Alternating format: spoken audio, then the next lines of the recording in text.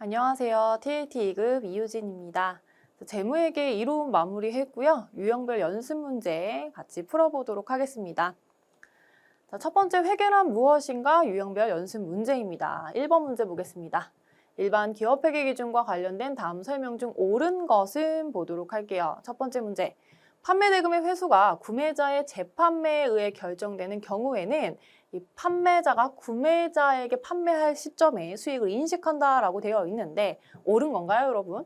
옳지 않은 문장 같아 보입니다. 왜냐하면 구매자의 재판매에 의해서 내가 살 거야 라고 이야기를 해야만 수익의 인식을 하기 때문에 수익을 인식하시면 안 돼요. 자, 두 번째, 상품권을 할인 판매 시 액면금액 전액 선수금으로 인식을 하고요. 할인액은 상품권 할인 계정으로 선수금을 차감 계정으로 표시합니다. 맞습니다, 여러분. 내가 발행한 상품권의 액면금액을 선수금으로, 매출 아니에요. 언제 매출로 인식하죠? 상품권이랑 상품이랑 교환이 되는 시점에. 아직 안 됐잖아. 그리고 내가 혹시나 상품권을 할인해서 발행을 했다면 할인 계정으로 선수금에서 차감 계정 둡니다. 정답 2번이고요. 자, 세 번째, 매도 가능 증권으로부터 발생하는 배당금 수익과 이자 수익은 기타 포괄 손익 누계? 아니죠, 여러분. 배당금과 이자 수익은 그냥 영업의 수익으로 하시면 돼요. 매도 가능 증권 평가와 관련된 부분만 기타 포괄 손익입니다. 단기 손익으로 인식한다. 자, 네 번째, 추가 생산 단계에 투입하기 전에 보관이 필요한 경우에 보관 비용은 재고자산 원가에 포함하나요? 기간 비용 처리하시면 됩니다. 자, 정답은 2번입니다. 자, 두 번째입니다. 다음은 주항공의 외부 감사인의 감사 보고서 일부입니다. 가에 들어간 말로 옳은 것 보도록 하겠습니다. 자, 뭐뭐뭐뭐뭐 한 다음에 이 재무제표를 적정하게 작성할 책임은 가한테 있다. 아, 재무제표에 대한 작성 책임 여러분 누구한테 있나요?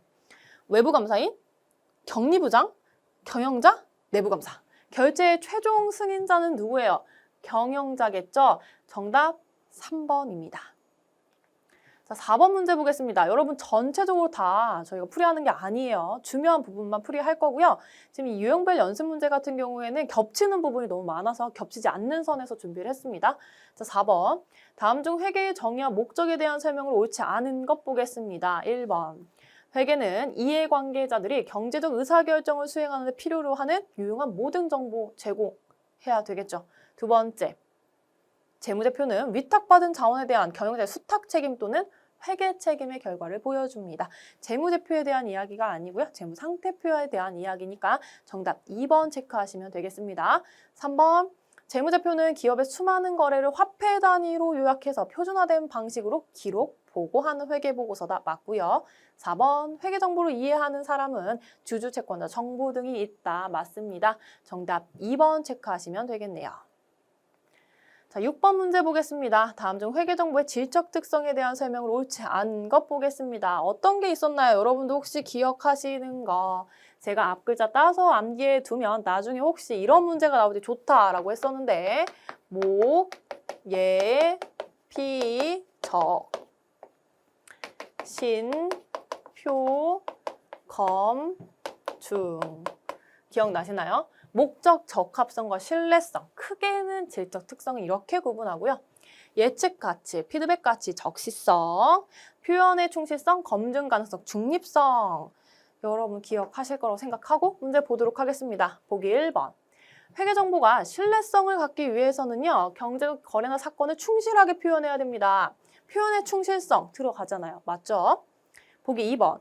기업의 거래나 사건의 경제적 실질은 법적 형식 또는 외관상의 형식과는 항상 일치하지 않는다.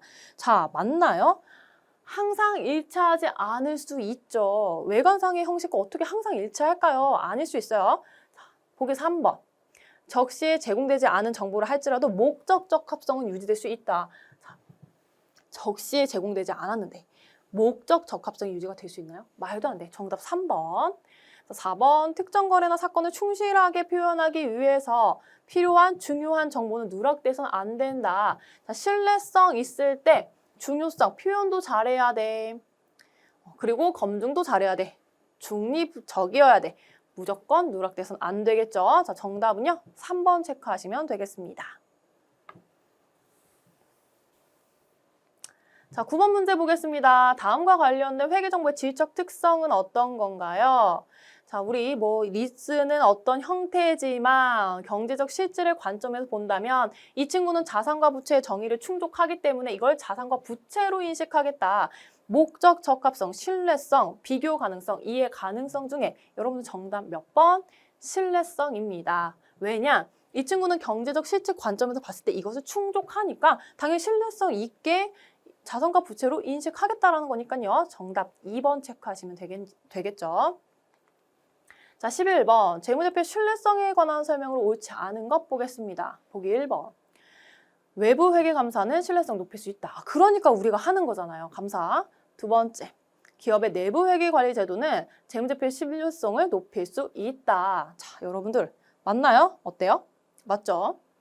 그래서 하는 거니까. 통제를 하는 거니까. 세 번째. 재무제표가 신뢰성을 갖기 위해서는 회계 정보가 적시에 제공되어야 한다. 자, 적시는 어디에 들어가 있는 거예요?